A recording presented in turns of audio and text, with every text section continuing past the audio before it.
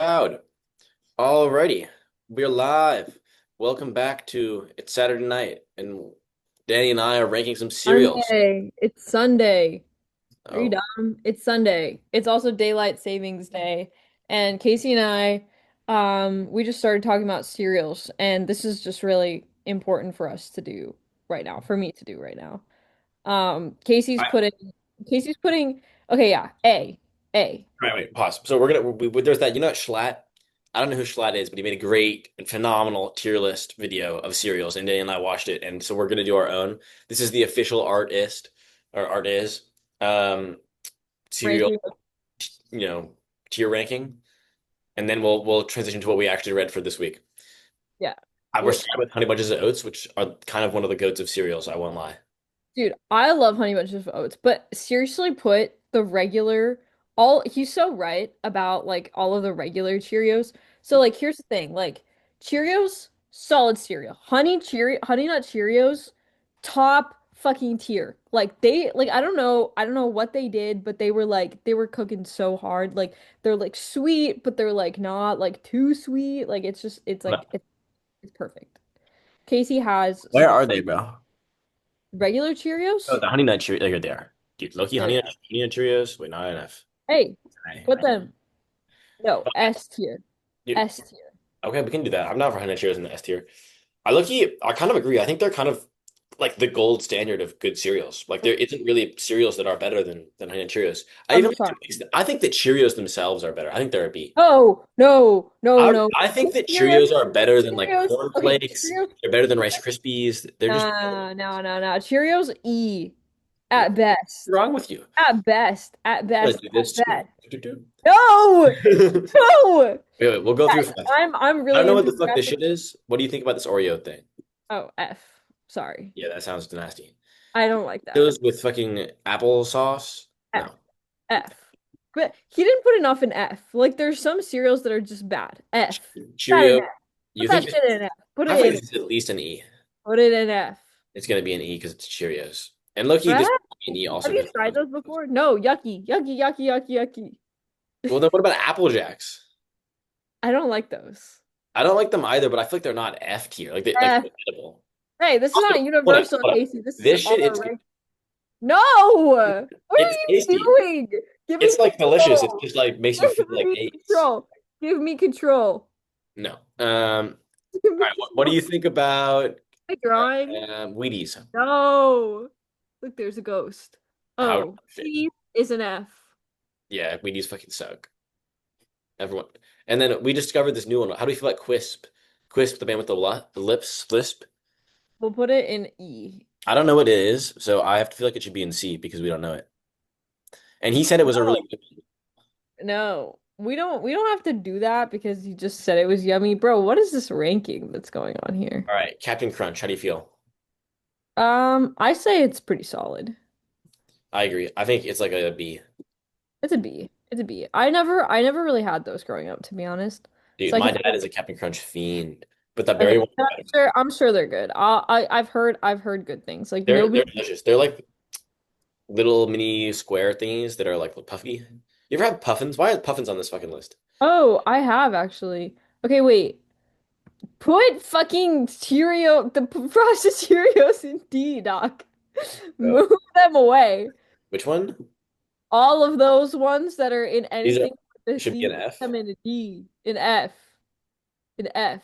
No, I feel like this is like better than these ones. These ones are all like ah. Oh And like no. these are Cheerios, so they're like a little more tasty. Dude, the fake like apple flavor like really just like is gross to me. I'm with you. You're right. You can go in the nasty hole. It's a nasty And spot. so is like the really frosted thing. But it's slightly better than the fake apple. Oh, put them in F. Wait, hold up, hold up. Okay, Frosted Krispies, ass, right? We go F or E. F. We don't like those. Rice Krispies though. Rice Krispies gotta be B.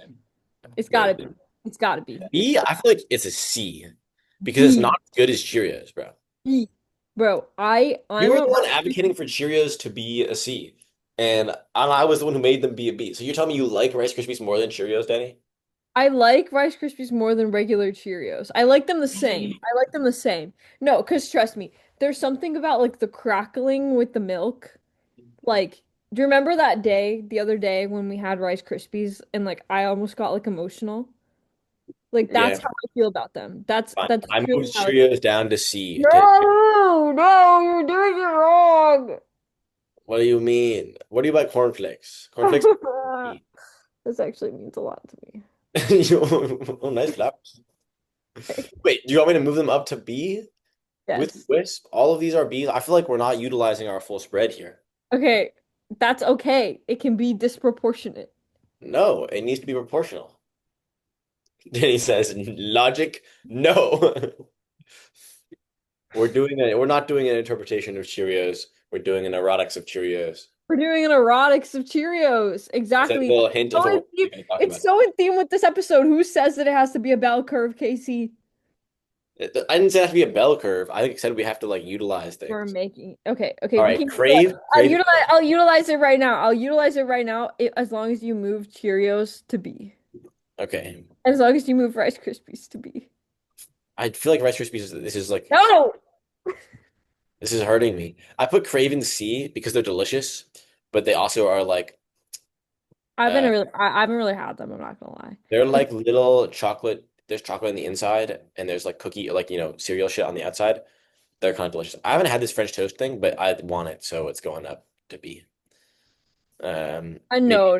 Put it in C because I feel like it's probably gonna be good, but like I feel like it's gonna be too much. maybe Versus cinnamon Fruity toast Pebbles. crunch. Yes. Cinnamon toast, yeah, fuck Fruity Pebbles. Although wait, which is better, Fuck Tricks or Fruity Tricks. Rebels? Because we have to have them in Both different are light. F. Both are F. Both are No, F. but one has to be better than the other one. Fine. I think Fruity Rebels are better, but they're so bad. Never mind, they can both be an F. Yeah, give them both F. Pops are Fruity good. I like though. Pops. Pops put Pops in like at least a C. Fine. I don't really like Actually, pop. I put them in C. Yeah. Yeah. Frosted Flakes. Cocoa Pebbles. Can Cocoa Pebbles go? Frosted Flakes can go in like C. Cocoa Pebbles are actually kind of not bad. I like Cocoa Pebbles. B. B. Give them B. They're kind of B. good. Yeah. Fine. I They're actually kind like. of But what are these crisps? Cocoa Crisps? Is this the same thing as Cocoa Krispies. D. Wait, D are they or the same thing as Pebbles? Are they like bigger? they're like Rice Krispies, but like Oh, but I see what they're cocoa-y. Yeah, the yeah, Pebbles are better. The Pebbles are better. Pebbles are better. Facts. Uh, Cocoa Puffs. Give Cocoa Puffs a B or a C. It's got to no, be. They're bro, they're kind of not. sad. No, I C. feel like they're like a D. No, I like Cocoa Puffs. I like the chocolatey flavor, but they're like not as good as Pebbles. Give them a C. Give them a C. Yeah, see. That's This shit is bad. I don't know what it is. that's gross. It's probably actually not that bad. I won't lie. I'm putting a huge. It's probably that would probably be in your mom's house. I feel It like. definitely was what my family would be eating like on weekdays. No sugary cereal except for on the weekends. This Okay, one, this is a wait. What is this? what is that? Oh, Crunch? peanut butter crunch. Oh my God, this shit is so good. This is an S tier. No, what? So Why good do you get to make that because decision? it's peanut butter Captain Crunch, Danny. It's so good. Okay, I've never It's had that. already Captain Crunch is already like a B tier cereal, and then like this one, where is it? Bro, I The don't berry one, the berry one is like at least an A, and then the peanut butter one is just oh my God, oh my I God. don't think I've ever had. Wait, is that oops? Okay, put the oops in like D. I hate when they do that. When it's like oops, all marshmallows for Lucky Oh yeah, Charms. that shit was No, dumb. like fuck that shit. Fuck that shit. Schlatt said, "What the fuck do you mean? Oops, this came out in 1997. You had 30 years to correct it. Why the fuck is it still oops?" Okay, kids. Put fucking I kids never had kicks. 0. I feel like they're like better than all of this like terrible stuff. Okay, E. Probably more like E, yeah. E. I feel like Reese Puffs. cornflakes are kind of worse. They even go down. Corn. Yeah, I don't like cornflakes. Put that shit in E. Yeah, I don't like them either. In E. What about Frosted Flakes? I think they can be a D because they're Yeah. better than cornflakes. Actually, I like Frosted Flakes. I would put them in C personally, but I See, I understand. I'm not used to like them as a kid, and then I had them like kind of semi recently, and they were pretty cheeks. This okay. shit though, this shit is fire. That shit's so good. I So love those things. I need to go get myself so many selections of cereals. Fruit Loops are ass. That shit an F. Yeah, Fruit Loops are. Fuck Fruit I Loops. haven't had this. Have you had these Puffs? I feel like they're No, I probably put them like in here. D. Yeah. We don't have Yeah, a lot. because Literally, they're literally. like Like low-key, they're bad, and then not probably as good as these Oreo ones. Yeah. Cinnamon Toast Crunch. Now that is a good, delicious cereal. Yeah, Let's be put it in like A. Like those are I don't know super about A. five. I feel like They it's could like a go, B. they could go in C. They could go in C. I think that could go in B because I think they're better than. Well, actually, are they better than these French toast ones? I've never had Oh, this. put them He in was C. saying that they're better than this one, but you said that this would be too much. I feel like it'd be too much. I feel like those deserve to go in These are C. all, yeah, these are all. Regular deserves to go in. Okay, yeah, that's fine. Have you ever had Count Chocula? No, I feel like I ew, give it like a bonus point just for being a seasonal one. I like when they're seasonal. that's cool. That's cool. No, no, no. C, C, C, C. Put it in See? C. Yeah. Okay. Chocolate Cheerios, D. D. Put that Yeah. shit in D with the rest of the fucking Cheerio. Bro, why are you hitting on Cheerios? Smile like shit, dude. That's like supreme, bro. No, no, no. Cheerios are my shit too, but I Look, actually the think he's greatest right. cereal of all time. No, no, no. The chocolate ones are like chalky. They're like not good. Where is the strawberry special K? Because that's the best one. If you The have any, strawberry special K is actually pretty good. that shit is delicious. But I Wait, don't know where it is. can you please put the Cheerios down? No, I'm not putting the Cheerios down if you're gonna put the Rice Krispies above them. Fine, no chocolate. Put the chocolate Cheerios down. Oh, like today? They deserve to be. They're not good. No, I've never had them. They deserve maybe lower, but it's okay. Golden Grams. How do you feel about Golden Grams? I've never had those before. I've never had them either. I feel like they're probably a D. I feel like they'd be Like they're D. What probably about like, the honeycomb? What about the like honeycomb or like the okay, this Eggo? shit looks actually kind of fire. I won't lie. Like I want to eat it, you know? I It's like never had it, but strawberry for some reason. I know. I don't like that they have like the no, no, no, no. Do not put it next to like Cheerios and Rice Krispies. all right, No. you're right. It's in D then. It's in D. That's fine. D is Lucky okay. Charms, Lucky Charms. I actually am not a fan of Lucky Charms because I don't like them fucking marshmallows. I like Lucky Charms. I'm not But gonna I lie. recognize the way I people. feel like C. I feel like C. I feel like C is too. Yeah, because the problem with Lucky Charms is the marshmallows are ass, and then the other thing is also cardboard and ass, and just They were can't. way more fun when you were a kid. I'm not gonna lie. Like I had them more recently and I was like, all right, these are what are those? This is that shit with the shit in the side inside of it. It's like a Honey Nut Cheerio, but like with like a granola nut kind of thing inside of it. Oh, I've never They're really good. They're so fucking good. Oh my God. That might even be like they might even be up here in the like this one. I don't know. I think that's where he put it too. Wait, okay, hold on. We only This have a couple is left. I don't like Ass, either of these really. I think they're ass. both like D's. Both ass. Both ass. E, D. No, no, I would put This it is like even an lower. F. No, You like Cookie Crisp? okay, I'm not gonna lie. It's like I know they're really bad, but like they're kind of good to me a little bit. I feel like he was right when he was like, bruh, if you're about to eat this, just eat Okay, cookies. he's totally right. He's totally right. They're like ass cookies. Like, have you ever had those like blue packet cookies, like the really shitty ones? Like, do you know what I'm talking about? The like, Oh yeah, yeah, the Chips Ahoy. I yes, hate Chips it's Ahoy. like it's So that, but it's like cereal yeah, and but like who the fuck shit, likes that? That stuff's terrible. bro. Me, okay. Like Chips Ahoy? No, you do not. Like when I was a kid, I really liked it. Yeah. Okay, but it's like it's not good. I understand. I understand. What is Uh, the only one? I feel like this is pretty good. yeah, that's good. That's like solid. That's a B. It's a B. Oatmeal square, brown sugar oatmeal squares. I like the Quaker guy. That's my I boy, look. right? I really love the instant oatmeals. The like Shadow Yeah. Oatmeal, the band that I was in high school. Um, maple brown sugar, apple cinnamon. Those were my two that I had. I've never had this Eggo shit, but he was hyping it up. But I feel like it's probably mid. I don't like Eggo waffles. I think they're like I've never had like a good. I've never had waffles and been like they're delicious. Bro, you're fucking this up. How's Bro, that a I did it D? wrong. How's that a D? What do you think it would? Nah, E. Put it in E. Oh, it's one lever down. Oh, you're fucking it up. Put it in D or an E. I feel like it's better than like oops, all berries. Okay, Like fine. this stuff. Actually, you maybe you're right. I don't like the two special K cereals being in the same league. I feel like they both deserve to be lower. I feel like one of them has got to be better than the other one, but I don't know which one it is the problem because they're both bad. The strawberry ones are good though. The Like strawberry one's like Loki an A. Like I would put strawberry up here. It's at least as good as Cheerios. I don't know about an A. I would put it in like maybe a C. No, no. Special K with strawberries is at least a B. Dude, Special K with strawberries, you get no fucking strawberries. You get like Oh, you one do. You freeze-dried get strawberries for like freeze-dried the strawberries. entire bag, bro. That's your hands. Bro. Okay, okay, we got one more to rank. We got one more we gotta keep it Well, together. this is a, we have to talk about this one right here. Where is it gonna go? Gonna go with S. It's gonna go with S. Raisin Bran is my fucking goat, bro. Raisin Bran is literally my goat. I love Raisin Bran so much. It's a B. It's a B. It's Um, delicious, but it turns into like cardboard if you leave it in there for any long, and then the fucking raisins are like raisiny. I like them; they're good, but without them, it's literally like eating mulch. So, like, guys, everyone shits on Raisin Bran. That shit is so good. I just put it above like all of these. Actually, how can Raisin Bran be this good? No, Raisin Bran's like fucking down tier. No! Maybe it's here. Like, I think I like it more than Lucky Charms, actually.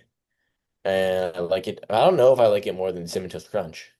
And Yeah, I you like definitely it don't more than Lucky a lot of Hair Charms, bro. Happiness, but Yeah, I okay, put definitely it in B at least. Please give my shawty some love and respect. do. Fine, you're gonna have me. Give my All right, shawty some. right. This I think is a good list. I think that's a very solid list. I'm a Like sucker it's for peanut butter not, cereal. I should probably put this up more. I probably like it more, but it's so like candy that I just would probably kill myself. Okay, well, and with that, this is the this is the finalized list. official This is the finalized list. finalized list.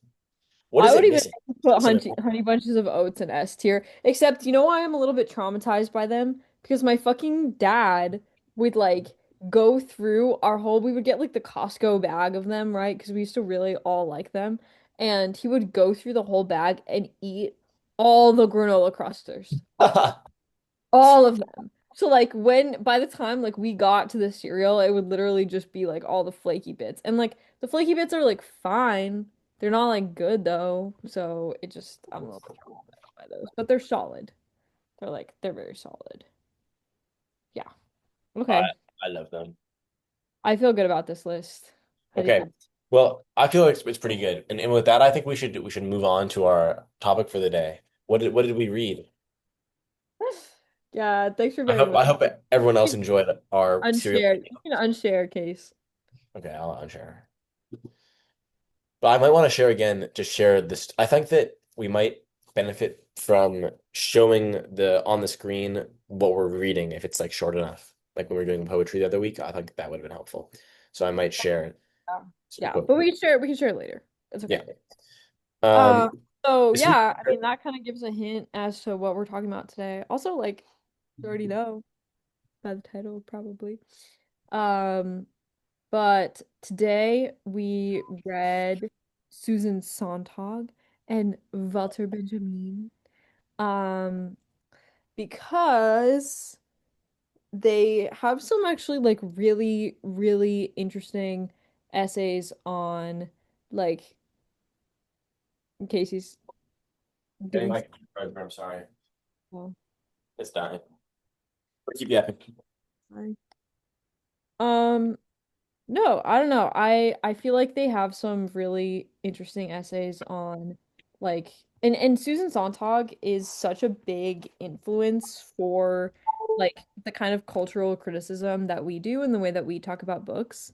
I feel like when I was reading her, I was like, wow, like even because she is kind of an influence for I think a very heavy influence for a lot of the professors that we had in college and were Oh like yeah. really big influences for us. So kind of like through that chain, like she is like such a big, I think, um, like very direct influence on like what I think about when I'm looking at like a novel or a book or, you know, a piece of poetry or like whatever X, Y, and Z. And also I think they're really interesting to read because like Susan Sontag and Benjamin are writing around like the 1960s. So Mm-hmm. in some Benjamin respects, earlier, Benny. Benny means a lot earlier. Benjamin's earlier. You're right. He's like what, 1940, 50? 30s, like Loki, even he starts in like the 20s, I think. Right, because Arendt was like more contemporary with um Yeah, Arendt was like the grad student of what's his name? The Nazi Heidegger. at Freiburg actually, where I was studying last Oh, semester. And uh, Benjamin is Benjamin is like earlier. 55, like 10 years earlier. What's 55? Benjamin. It's what was released before because I know that he wrote a lot of this stuff, including this essay on dolls, which I read the other day, in like 1930.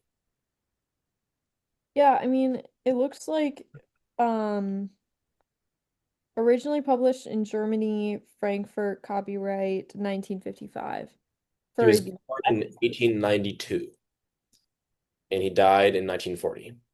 Um, so I think that the later half of his life, he's definitely more productive, but nothing, he didn't write anything after 1940, obviously. But I think that like the 20s, 30s, and 40s, and 20s and 30s were his big, Yeah. because he died at 48. Wow, he died really young, actually. But from Yeah, suicide by morphine dose. you know what his dissertation was on? The What? concept of art criticism in German Romanticism.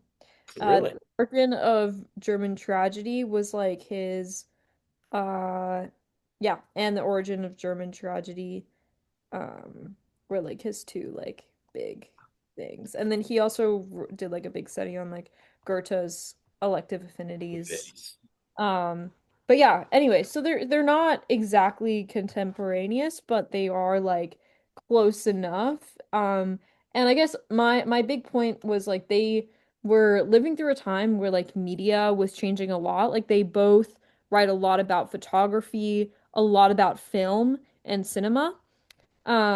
And like you can see kind of like the evolution of ideas through them. And the other thing for Sontag that I'll just kind of say in the introduction, I think that in some respects, like a lot of her argument or like her ideas like we kind of take for granted in the way that we think about like literature and poems and books and art and media now, but a lot of it I think is still very novel and kind of speaks to like how long it takes for like these kinds of things to change, especially in like the academic sort of institution and like the way that we think about like art um in like the age of mechanical reproduction, as like Walter Benjamin calls it, like, as they both speak to a lot like the utility of art. um I think that we still haven't really weaned from that idea very much, but it's interesting because I think that like they really speak to what we are trying to do and like a lot of the things that we think about. So that's why we chose to read them. And with that, I'll hand it to you, Case. Yeah, I mean, I think you hit it on the nose that our particular academic, not even academic, but well, academic, but intellectual background, I think, is the grandchild of Susan Sontag, who herself, I think, is, the child of Walter Benjamin in a lot of ways, although different. Because, I asked when I was a freshman in college, I asked the professor in the class that we met in, actually, I came to him, was writing an essay or something, and I said, "Hey, look, like, I have these ideas, but I don't have, and I can write clearly, but I don't have a style. I don't know how to write well. I don't know how to write with style. How do you find style?" And he said to me, you know, and this the thing I had asked another professor this question. I had asked someone in this was the second semester, and in my first semester, I had asked my writing, like took a writing seminar first semester. Everyone takes one, and I had asked my writing seminar professor, and he said, "You do have style. It's good." And I was totally distraught because I was like, no, I knew that it was bad. Like it wasn't terrible, it just wasn't good. But he was like, well, you can write to a clear level, like your writing's clearly not bad, so I'm not gonna help you anymore. And then this other professor, he said, you know, what I think people do is you find someone whose style you like and you try to copy it and you fail, and whatever comes out of your failure is your style. And he said, and he said he chose Susan Sontag, which, if you've read any of his books, makes a lot of sense. Not Sort of. just intellectually, but like stylistically, they write similar. You can see he's different. He's more. She's really like terse. She's really She's almost like nihilistic, like a little bit negative. Like I feel like she's really masculine as a woman. Like her Yeah, femininity is yeah. You really, know, it's she's interesting that really you say masculine. that. I don't know if I like that, but I think I kind of agree with you. Um, because yeah, she's very like this is the way, you know, and I think that usually emulates more from like male authors. Interesting. Totally. And what I was gonna say on that is kind of like a spoiler for a later episode, but I totally was thinking about like Knasgard when you were saying that. Because like that's exactly what he's doing with Thomas Mann, like really. But in it Really? he You think that Thomas Mann is his Sontag? actually, I really think so. Because the amount that he talks about Thomas Mann, especially in that fifth book, and a little bit here and there in like the other books, and also like the way that Thomas Mann was writing, and I mean, we're gonna do a little, I think, discursive footnote on Thomas Mann really quick because Okay. Susan Sontag also talks quite a bit about him. And what's interesting about The Thomas Mann goat. is Sorry. he's totally the GOAT. We have to do an episode on him at some Yeah. point. He is writing like in a very like 19th century novelistic style. Mhm. But he's contemporary with like a bunch of really modernist, interesting authors like Kafka, like Beckett, like people who are just completely like taking that mold and like shattering it, right? But he's still writing in this like very like prosistic, like writing every single sort of word out. Like his characters are like he's also like in his writing into integrating a lot of different like essays, um, Mhm. which is like very characteristic of like a writer like George Eliot. You know, like her writing is a lot of like, you know, there's a story, there's like lots going on, lots of characters, but there's also like lots of little essays like embedded in like Dr. Faustus, which is my personal favorite of his, um, has all of these like really interesting essays about like art and music and like art, music, even science, like kind of embedded, and you can see that he was just Yeah, thinking totally. about so many things. And same with um Elliot, and same with Knausgaard is, you know, he's really doing that, but obviously in like a very different way because the story is like just radically, you know, him. But like in the story, he really inlays like a lot of um like like essays about like life and art and literature and poetry and whatever. And then there's like the story to kind of like keep it going, keep it moving. It's not just like a book of essays. But The, anyways, the reason I like I think that Thomas Mann he writes in like and he has his own style, obviously, but it's like Dickens, it's like George Eliot, where he writes like soup. Like there's the sentences are long and full and beautiful and with verbs and adjectives and like there's just a lot in there. Um, whereas like if you read like Kafka or even Knausgaard, things are a lot or Susan Sontag, for example, who I think writes almost more like Kafka than she does Thomas Mann. Although that's not totally fair. She's like somewhere in between, where they're really punchy sentences. They're really not abstract. They're very clear. They're very there. Um, it's and I also hard to compare Sontag because she's she's not a an fiction writer. Yeah. yeah, which yeah. But okay, I have some notes just because I want to like keep us moving a little bit because there's Can so I much. can I ask a question that Yeah, before we get I to was your gonna note? ask you a question, but sure, go for it. Well, so the crux of what I think the reason why Susan Sontag is such an important figure for the ways in which for this channel, frankly, for how we think about literature, is because of the end of this essay against interpretation. The Right. 10th stanza, the last one, they're all like a couple paragraphs, and the last one is just one line. And it says, in place of a hermeneutics, we need an erotics of art. And I wanted to ask you what you think the difference is between a hermeneutics of art and erotics of art. Okay, that's beautiful. I'm gonna answer that question, but I want to start us at the beginning of the essay. So at the end of the essay, that's what she says, but at the beginning of the essay, she introduces it by talking about mimesis. And I think it's kind of important to like talk about what mimesis is. And mimesis is kind of like the Platonian idea, or actually, is it Aristotle's idea? Is Um, I think it's platonic at least. Yeah, it's platonic, right? So it's this idea that art is simply a recreation of something else. So like when we're making art, like when we're making a painting, like all we're doing is like taking a picture of a picture of a picture of a picture.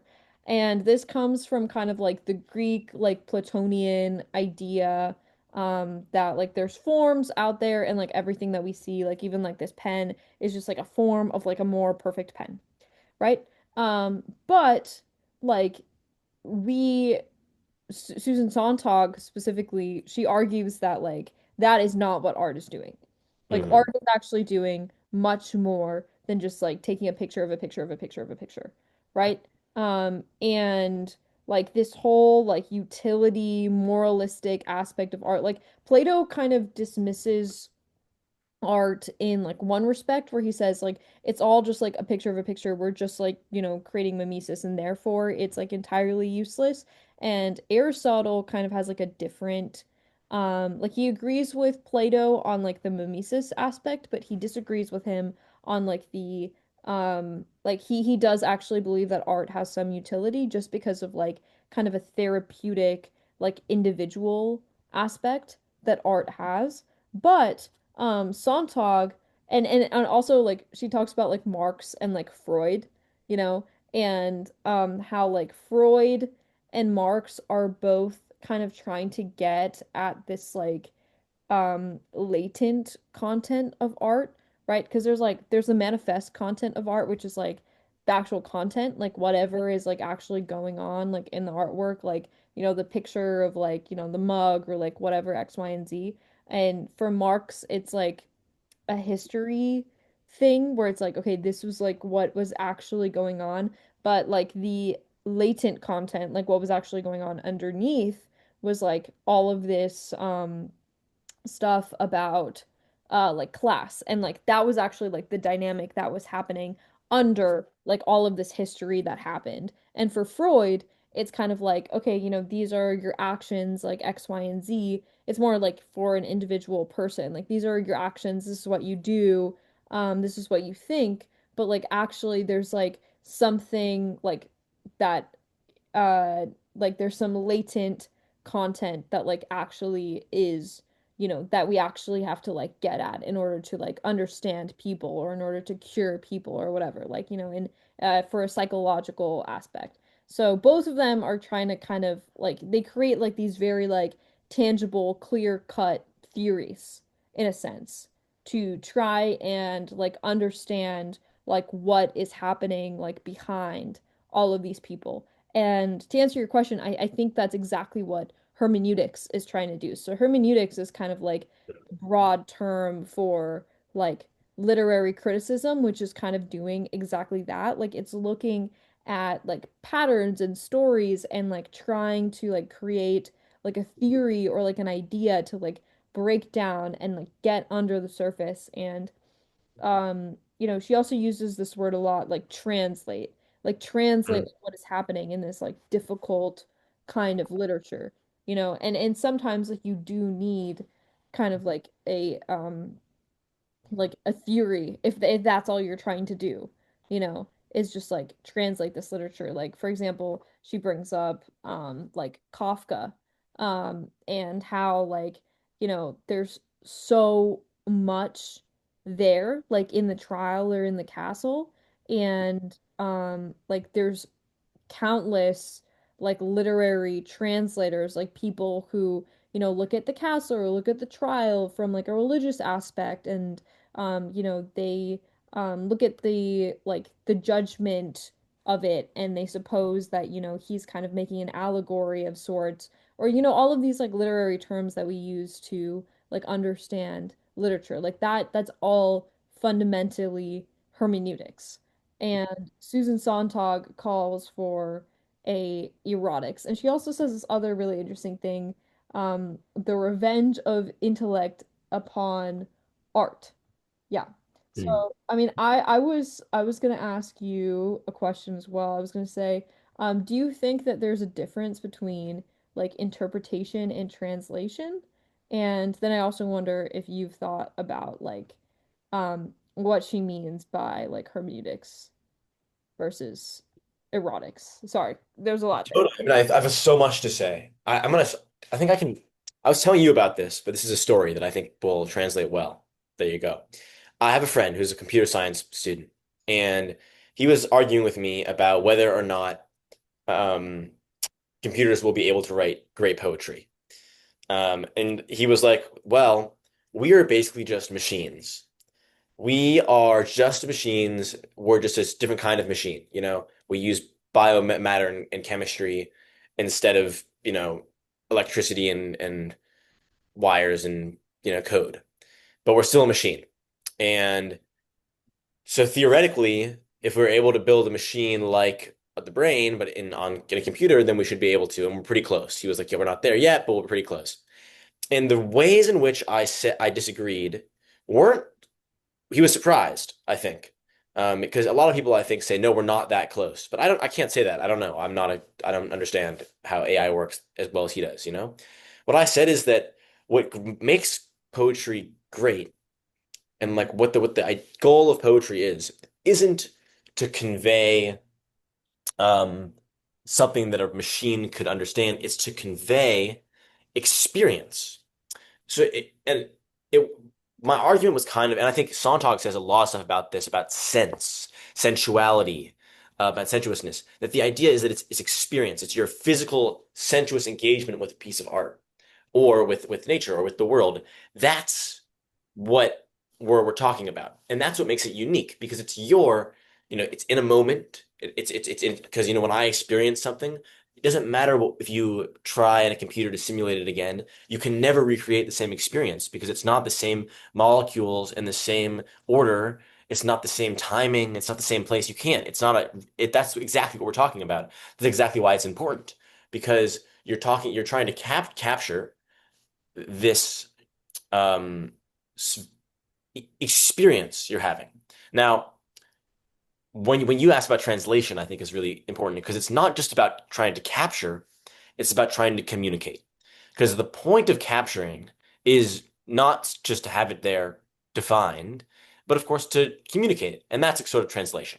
Now, the issue is that all the realist novels, all of the novels, the Thomas, even the Thomas, like the style that Thomas Mann was writing in, although he was not a realist novelist, um, at least when he wrote Dr. Faustus at the end, kind of was trying to convey all of human experience through this. It's trying to translate this is my experience to you, and it couldn't really do it.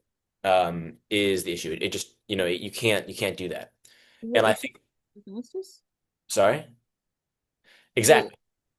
It's like mimesis, like the Romans or the Greeks. The Greeks thought about mimesis, where it's like, oh, I'm gonna capture but I this. actually think Dr. Faustus really works. Well, let me explain it. Dr. Faustus totally works, but it's because of a different thing. I think. But so the way that the Greeks said, okay, I'm gonna mimic my piece of art is gonna, capture through mimesis this thing, and then it's gonna translate it to you. Um, what Sontag is saying is that instead of capturing it and having it be accurate and saying that I actually have captured that experience, which is an experience that isn't capturable, and as soon as you have captured it, you've kind of killed it because it's got to be a living experience that keeps on moving and developing. Instead, you do what Professor Dowden said. Oops, I dropped a name, but that's the professor. Look him up. Um, you try to capture it, you try to mimic Susan Sontag's style. You try to do it, and instead of being successful in your capturing, you fail. And in that failure, something new is born. And I'm trying to find this quote, but that she has that's literally a perfect quote where she says, like, the purpose of interpretation ought to be opening up new doors into into human sensuality. Do Yeah. you remember that? And I thought that quote, I've been trying to figure out a way to say that because it's instead of it being about capturing something that already happened, and then it's about giving it new life and creating something new. And that's what Walter Benjamin says in his essay on the task of the translator, that the task of the translator in summary, and I didn't read this for today, but I've read it before, isn't just to as accurately as possible translate one document into another language because you're never going to do that. You can't. You can't. It's just not going to be the same. It's not going to have the same feeling. It's not going to have the same diction. Instead, it's to create something new. If you're an artist, translators are artists. They're poets too, you know? Um, So, or um, the abstract expressionists are like this too, where they're doing abstract art because they want to create something new instead of capturing something. And what Thomas Mann does is, sorry, I'm ranting here, but what Thomas Mann does is he knows that he's writing in a realist style. He knows it. So he puts himself in the novel as a narrator. He puts himself in as what's his name? Not Leverkusen, but Zeitblum. He is Zeitblum. And Zeitblum is like has all these opinions, and Thomas Mann writes himself, the narrator, as this character who has all these opinions that he chose are wrong through writing them. He clearly lays it out, and there's that kind of irony about it, where the irony redeems it. he does and he doesn't, and we'll have to talk about it more when we do an episode on Thomas Mann, because I actually have been thinking about this lately and I have so many thoughts. But the other thing I think that she gets at, which is really interesting and so smart, is like, this um like shadow meaning world, that we try to get at when we just like dig into something is like it's like dismisses like our that line where she says like it dismisses like this world into like just this world, you know Hmm. like as if like we have like another world in which to Yeah. like interpret things. And then she talks about like how Or an onion. huh It's the line. It's even more, it is the revenge of the intellect upon the world. To interpret is to impoverish, to deplete the world, in order to set up a shadow world of meanings in quotation marks. It is to turn the world into this world, as if there were any other. The yeah. world, our world, depleted, impoverished, is depleted, impoverished enough.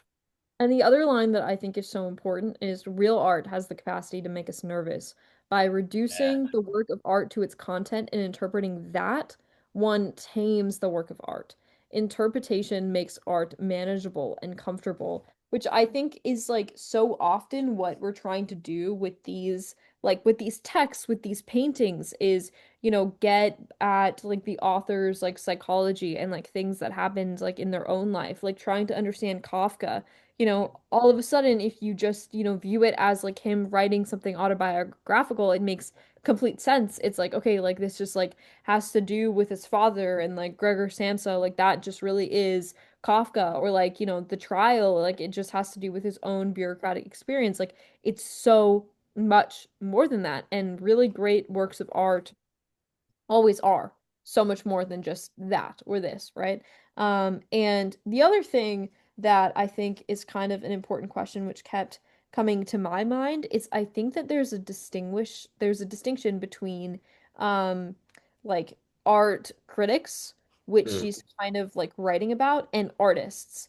But like also I think that like when someone like loves art and like views it so often and like is compelled to like write about it or illuminate it in the way that she's kind of writing, like she in her own respect is an artist, right? But like she uh 'cause she's like doing exactly what she's talking about, which is like viewing this art in like a quote unquote like erotic sense, right? Like trying to kind of let it be what it is, while also like digging into all of the interesting like facets of art and style and like these different authors that she like is concerned with, like Baudelaire, like she has so many really great essays.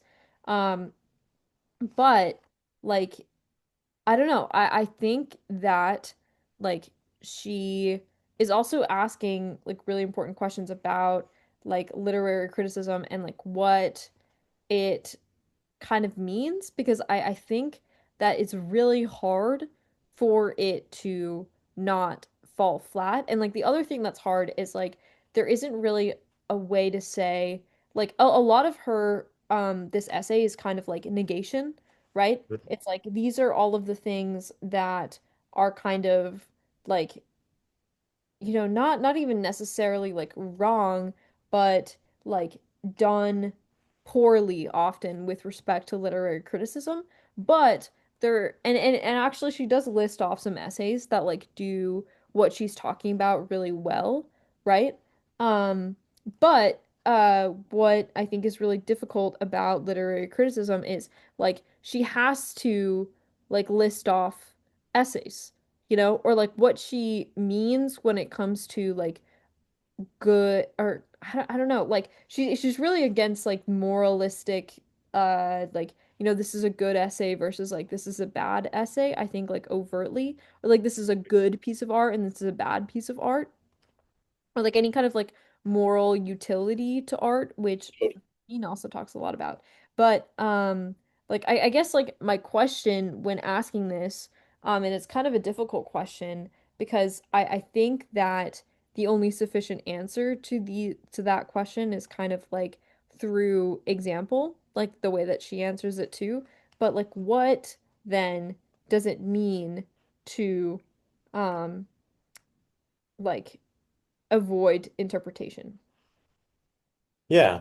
Well, I think that the answer that we have to talk about is the word eroticism and erotics, which is someone I had another argument, an argument. Someone asked me this question, why erotic? And they got really upset about it because I was like, it was a weird question. It was like, well, why are you mad at this using this word eros?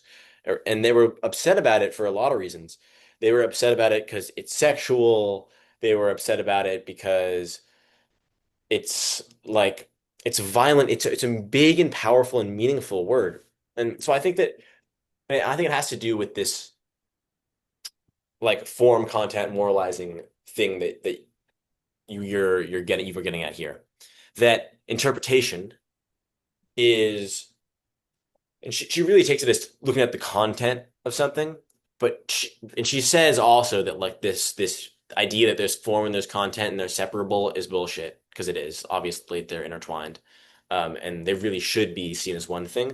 But what we end up doing when we look at art is domesticating it, like you said. Like we take the stuff that we shovel it into a way so that we can understand it, and that's normal. Frankly, that's how we live through our lives. That's what routine is. That's what habit is. That's like we need that because otherwise we wouldn't be able to grasp it at all. And so I think a lot of erotics is balancing routine, grasping, systematizing to understand things. And like systems, we're going to return to systems because I have to talk about this. Remind me to return to systems. Talk about it after we take a pee break. Yes. Wait, do you need to go right now or can I finish this little thought? Finish your thought. Okay, okay, I'll finish quickly. And then we'll go to systems. Um, she wants erotics because unlike an interpretation where you take the content, you domesticate to understand it, she wants something that isn't understandable, that is, and that means it's gonna be violent in a way. Erotics hurt, and that's just like why love in real life hurts and isn't always like the professor. He says sometimes, Yeah, and really it's having to pee hurts. okay. Well, go pee, come back. Or I mean, I can. We're live. Yay! Sorry, I had to Back. pee. No. No, I think that I've like heard honestly like when we were first talking about erotics in like the European German romantics sense, it is a word that people have an affront reaction to, and I think that kind of makes sense, just because of the way that like we have as a society kind of designated like things that are erotic or like, things in general that are like difficult to control that we can't like put in like a nice neat like little box. We've tried to. And like one example of this kind of is marriage, right? Like we've tried to systematize love in like, not very effectively, right? Um and there's all kinds of things, and I think that like especially for things like sex. Like we've tried to put it like in a very separate camp, right? Totally. So yeah. Yeah, I think that's kind of what she is getting at. Like I love her line that is like we must see more to hear more to feel more, you know? The function of criticism should be to show how it is what it is, even that it is what it is, rather than to show what it means, right? Because I Yeah. think that, but while reading this essay, I also was thinking about, how um she maybe just for the purposes of argument, but kind of like talks about like Greek texts or like even like biblical texts and like uses them as an example, like the interpretation of Song of Songs, for example, or like any other series of like religious texts and how like interpretation in a lot of senses has really taken a lot of the meaning away from them and also like this need to like interpret and to excavate and to destroy and dig and like she kind of I guess inadvertently um makes it like a modern thing that we're trying to do this, but I actually think that like and it's a really subtle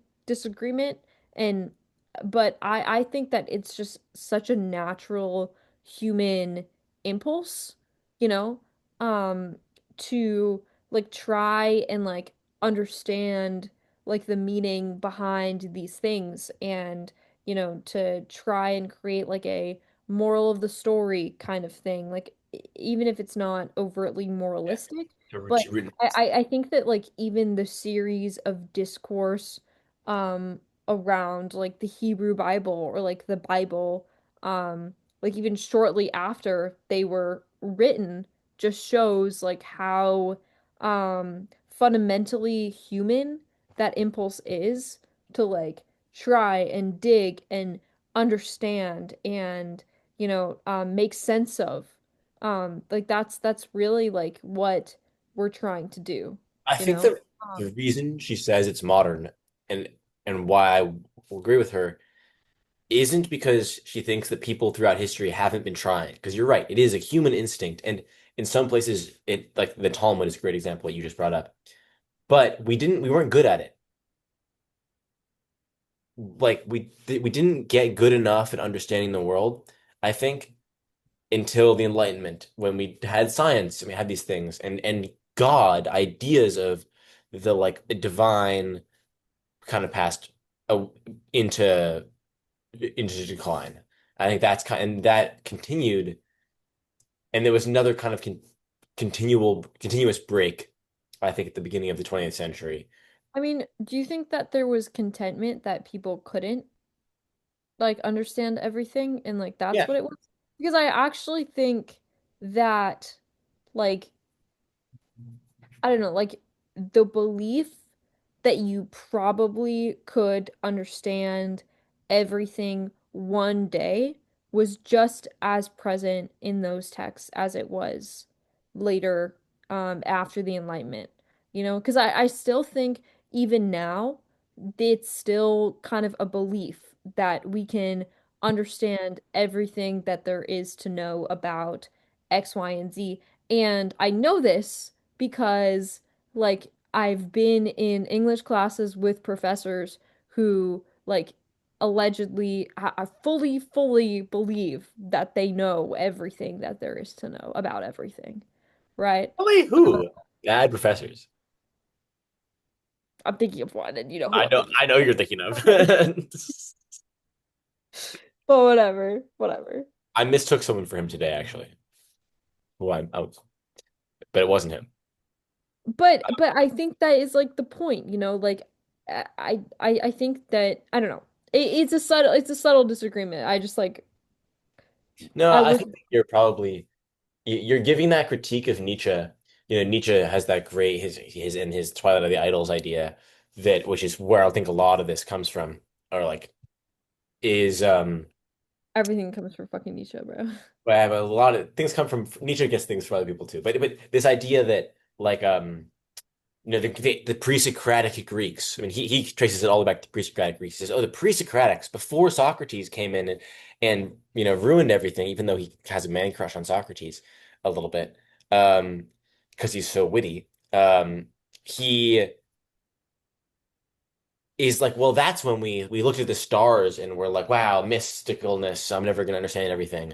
And that Socrates was the one who said, no, we ought to try to understand it and to interpret and stuff.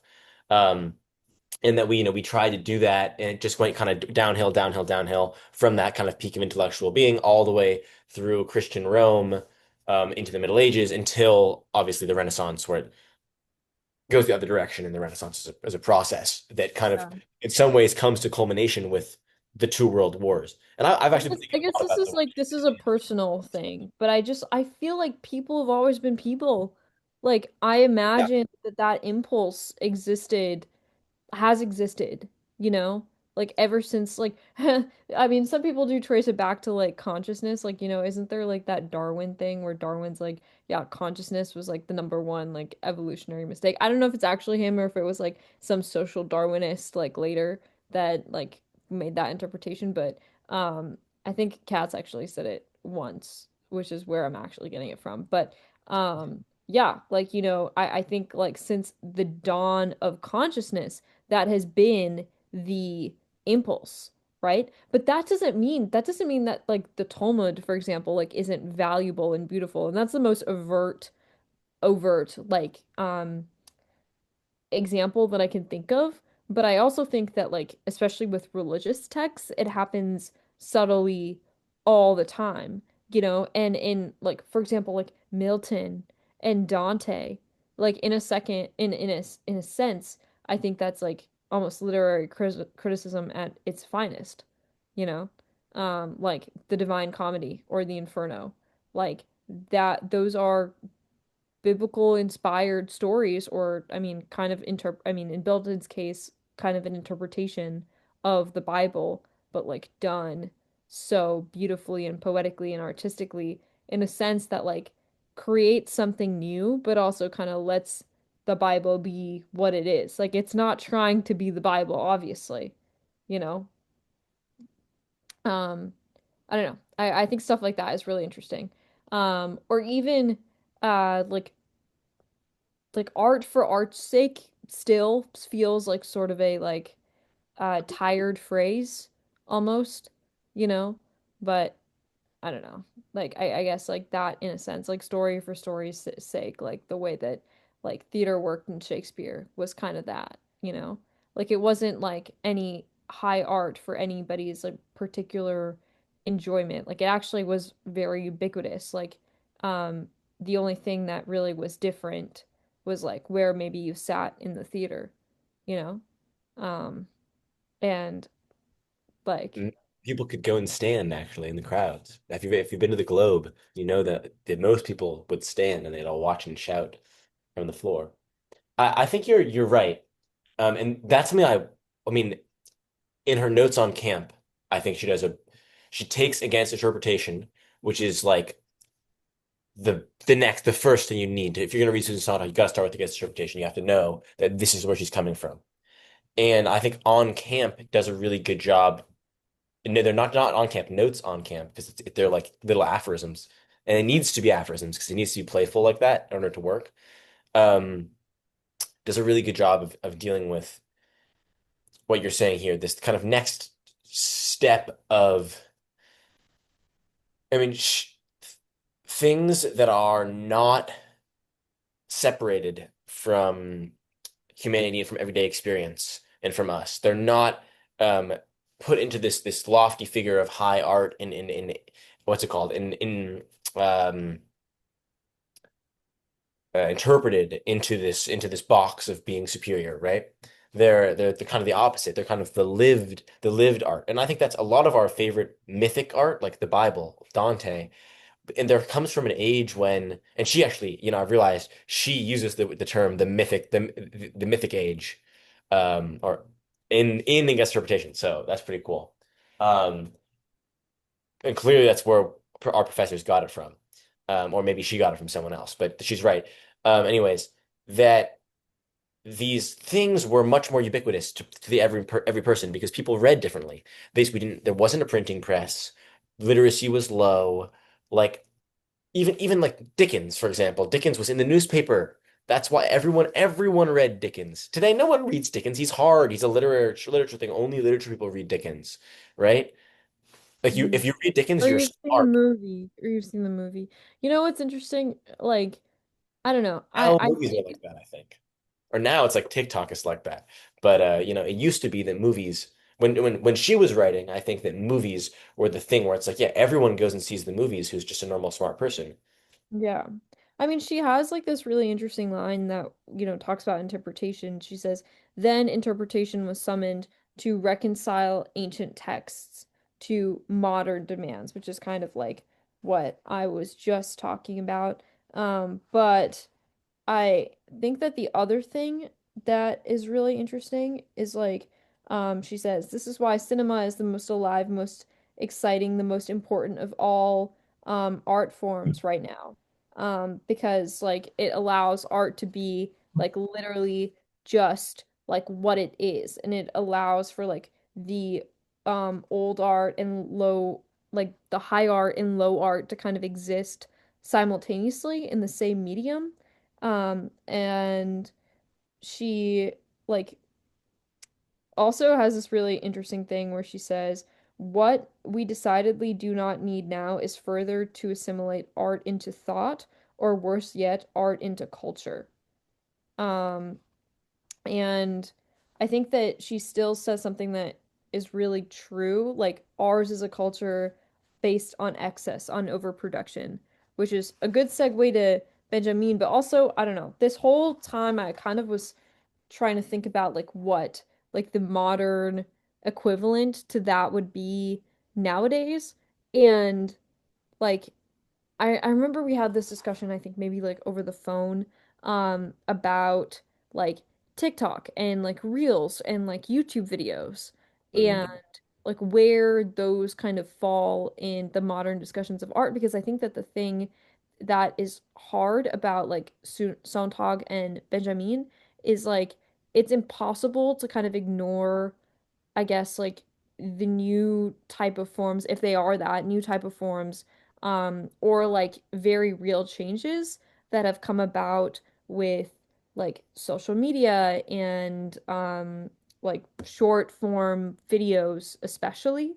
And also just access to short form videos, because she's very right, like in a sense, like, it's just material plentitude, like conjoined to dull our sensory faculties. Like that's exactly what we are doing constantly, is just like noise, noise, noise, noise, noise consumption. But in a sense, it's also created, like, I think some really interesting avenues for doing things that are like really different.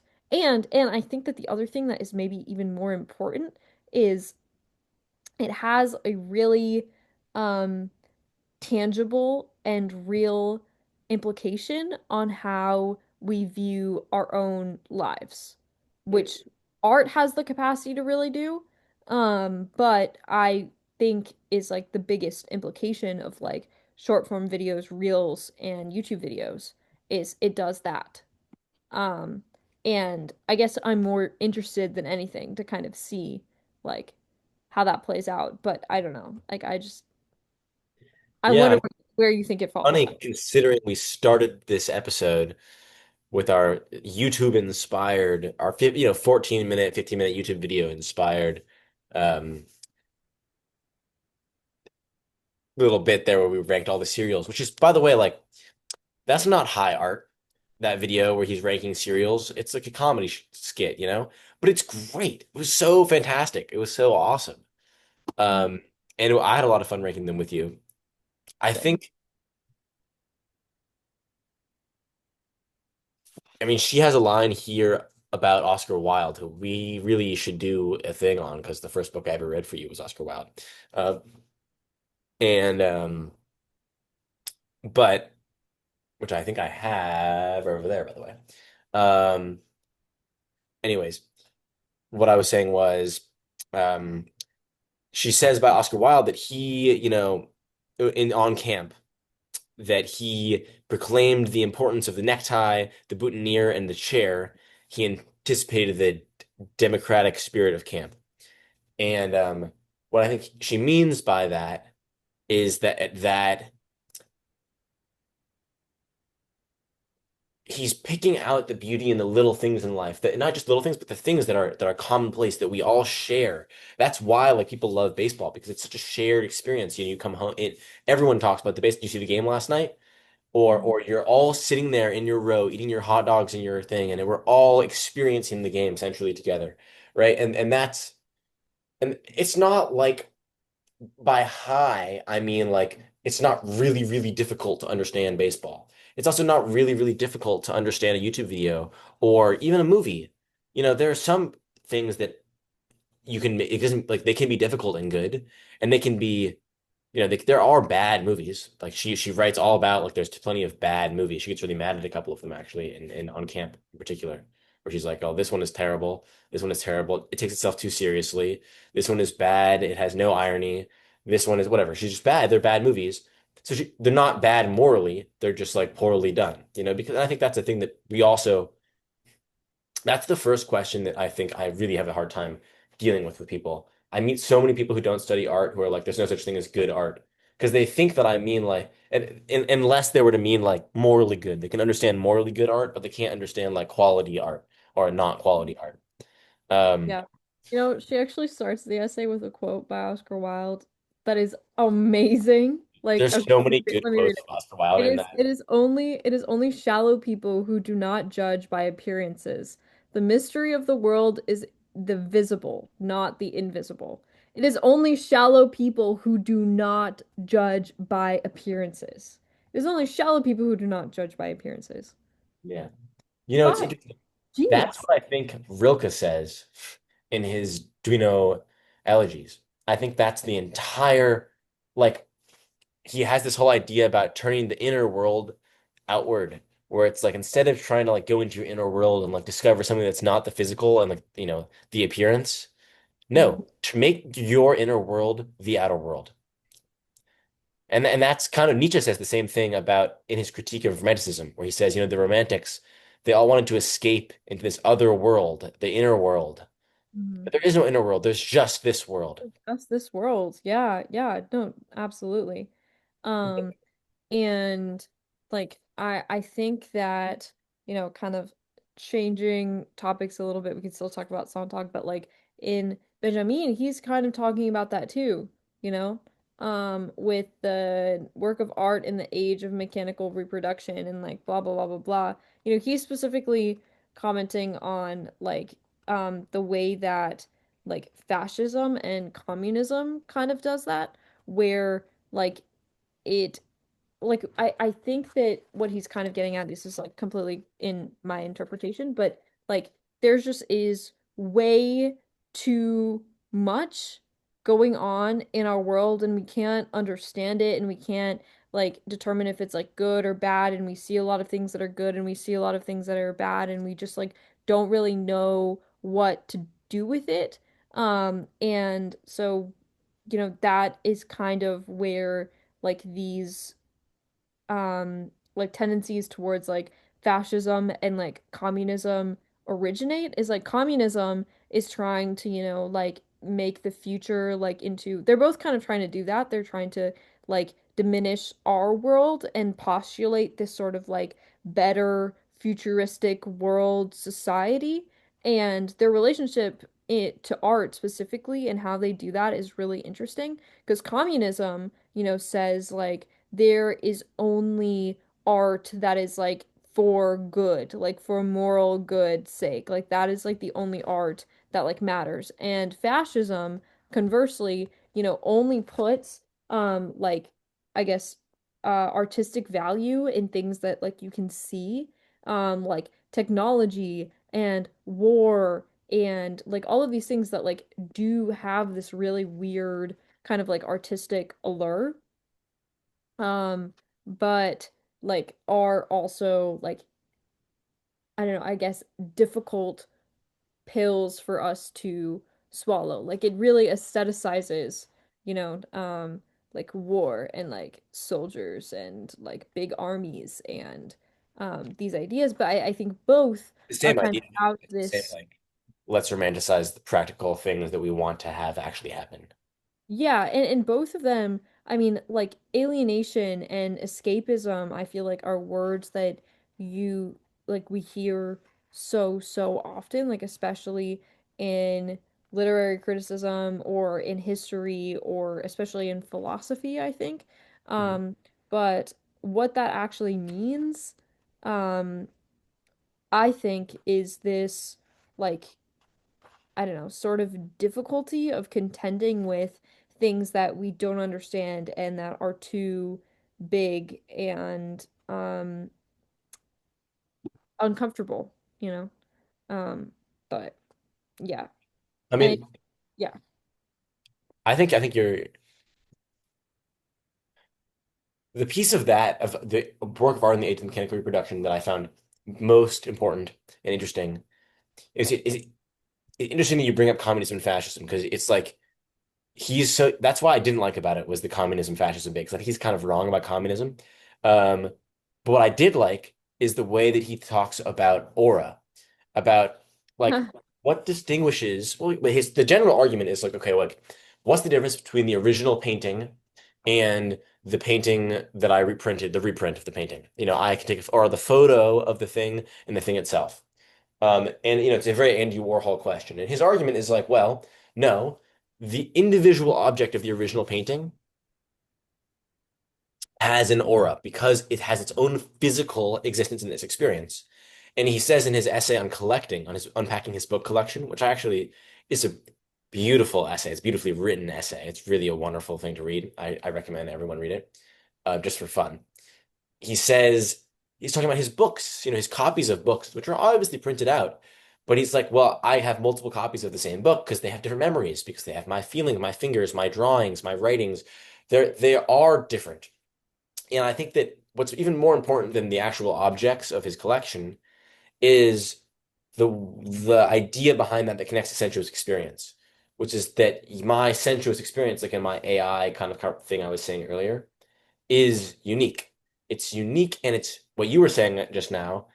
You were saying unfamiliar. I think the best word, the words are like strange. That's what Harold Bloom calls it, the strange. Freud calls it the uncanny or the unheimlich. And then um, I don't remember if it's Baudelaire or um, Flaubert. One of the French people calls it the fugitive. Um, And I think that those are all three great ways of saying it. That it's about the unfamiliar. It's what Sontag was saying about opening the doors to new things. That it's about making, or ostrentine, which is a word I learned the other week, which means to take what is familiar and make it unfamiliar. Um, Now, one of the things that I think about often with Benjamin that I wanted to bring back to, which we were going to talk about earlier, but we didn't, is systems. Because systems like marriage, for example, because marriage is totally a system. It's a system to domesticate love, right? But you know what? If we didn't have marriage or like families or there's other systems you could have, like the kibbutz or whatever, it would be really hard to raise kids. Kids would die. You need a system that allows kids to be raised. Yeah. And but also marriage, as someone we know would say, pickles love. It stops love from being flaming and fiery, just like no habits and dom interpretation domesticate art and domesticate life. Habits domesticate life, interpretation domesticates art, but you need them, and you need them especially once you hit adulthood. I think that's one of the whole like naive sentimental thing. Like once you hit adulthood, you can no longer exist in this state of habitlessness and total going with the flow because you have to make decisions for yourself. And you know what? Here's And I what I think think. also I you're don't think just that's a bad thing. I think that's a good thing. I think that we need systems. We just need to use the systems in a way and engage with systems in a way um, to redeem to allow us, like if you have systems, then you're able to have moments where they're not systemic, where you break the rules, or you're able to through the system um play the game. Through the system of the game, you're able to play. Yeah. I mean, it's really interesting because there's like, even with marriage, there's sort of a fundamental, ubiquitous understanding that, like, you know, it really doesn't work that way, and that it works so differently for every single person that it's crazy, you know? And I think that one of the things about adulthood also is like you realize that a little bit, you know? You realize that like these things like marriage and like school and life and job and career and whatever other like systemic sort of societal things that we have, even like the creation of art, you know, and like the way that like that system sort of works, you know, like the way that we get art or the way that like films are made or whatever it is.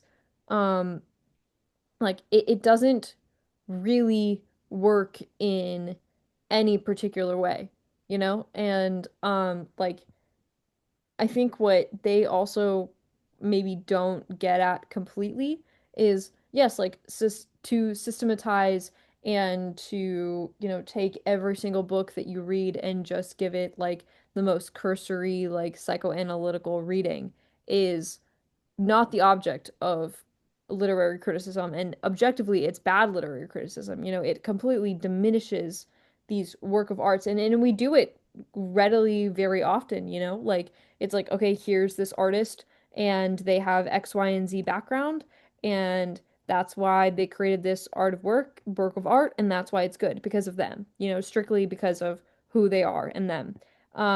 But I actually think that, like, there is some, I don't know, like deeper understanding that like things don't really work that way, you know, and that like a work of art is not just strictly a um reflection of the artist, but I think that you don't realize that until later, you know, like it's only like, I don't know, later that one kind of understands that, like, you know, I like these X, Y, and Z cartoons, or I like X, Y, and Z, and that is as much a reflection of me as it is of the work of art. And there's like something even more beyond that, you know, that we like just don't know.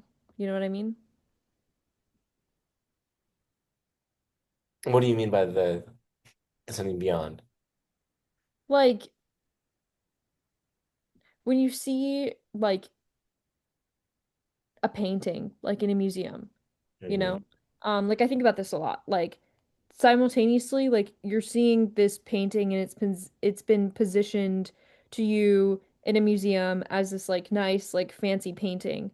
But I think that, and we've talked about this before, like I fundamentally believe that like if you put that painting in front of me in like a completely like different context, given that it's a good painting, you know, like I guess what I'm saying like is that there is some objectivity to it, you know, that we don't like quite understand or like can't express. And I think that's what Sontag means by like letting the thing kind of exist, or like what Benjamin means about like aura, you know?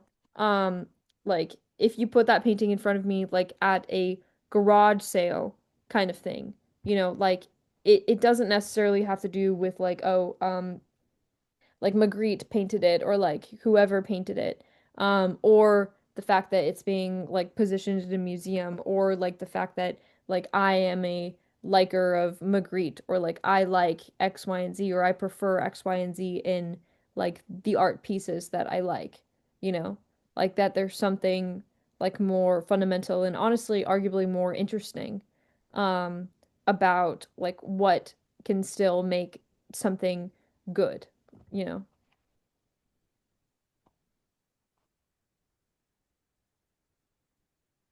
I mean, I think you're talking about taste. Maybe. What is she? She says a bunch of stuff about taste. I was trying to find it, but my Command F is not working, and it's She killing me. also says a lot of interesting things on style that I think kind of follow from that. That it's like, like style and taste and like what you like in cinema or in painting or in, whatever kind of art.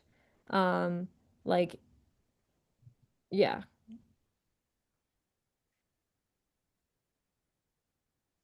I don't know. Casey's like, What?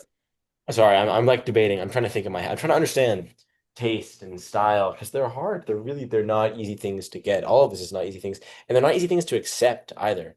Like I think that a lot of this is like Eros, like I was saying, is such a hard thing to get people to swallow because it's painful. And that's the reality of the world. Like, we want to engage and be like, it's all easy, it's all good, it makes sense. But no, it doesn't. yeah. And it's I all guess pain. I guess actually that's exactly what I'm getting at. It's like we all overtly pretend that all the time, but like it really like I think we also all know that it doesn't. You know what I mean? But that's Um that's why I think play is so important. Because I think that play is sorry, it's always back to play with me, but it's play is the thing that allows, like, instead of it driving you crazy or make pretending and lying and having and upholding some moral strictness. She has that whole thing on Jews and they're like moral, the high morals of Jews versus the dandy aestheticism of homosexuals in on camp. Anyways, she said that, like, because homosexuals and Jews, she was like, are the two most, like, the two like, minorities that define like art and literature the most in the world, in her time, which is true. Um, as like outsider people, I think. But I think play is one of those things that allows you and like allows you to love things even though they're not going to make sense, you know? And not to let instead of letting it's like system. It's like instead of letting the system kill you or the lack of system kill you, it allows that you let system open the door to new things. And yeah. I didn't end up reading on style. But what did you take away from it? Well, I think that it's a lot harder than against interpretation, but what I was gonna say actually was um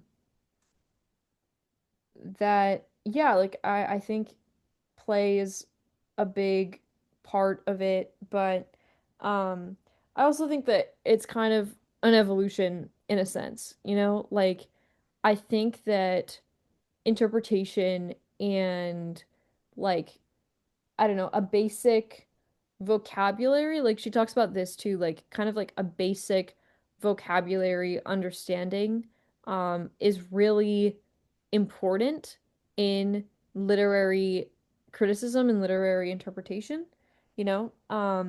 And that these ideas kind of evolve like through your life, through childhood and like adulthood. Like it's not um I don't know. Like I don't think that like I think actually like in On Style, she like goes back on it like just like the faintest bit, you know, and is kind of like, well, um, like and she makes like a distinguish she makes a distinction between like stylistic and like style. Like there's some things that like are um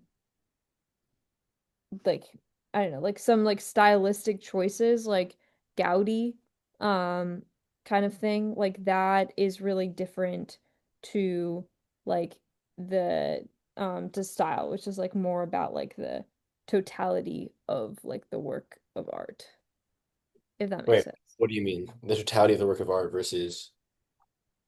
Yeah, like to speak of style is one way of speaking of the totality of work of art. Like all discourse about totality, talk of style Yeah. must rely on metaphors, which is really interesting too. I Like she think talks a lot about metaphors.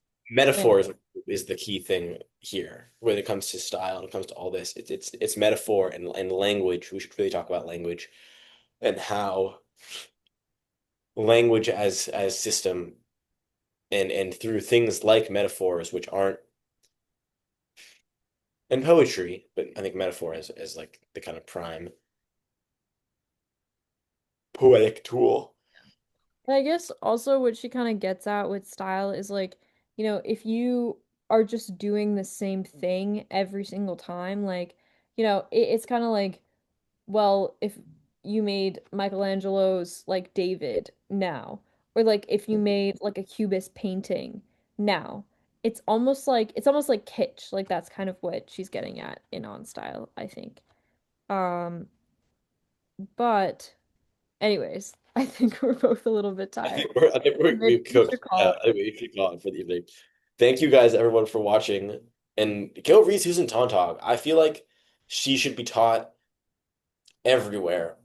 I think that Against Interpretation is an essay that everyone should read. Like it is a little shocking to me that it isn't. That I feel like it's a literary undercurrent, especially in today's world. So thanks for reading it today with me, Danny, and everyone else who read along. it. Yeah. Join us back next week Yeah. for fun. Okay. Bye.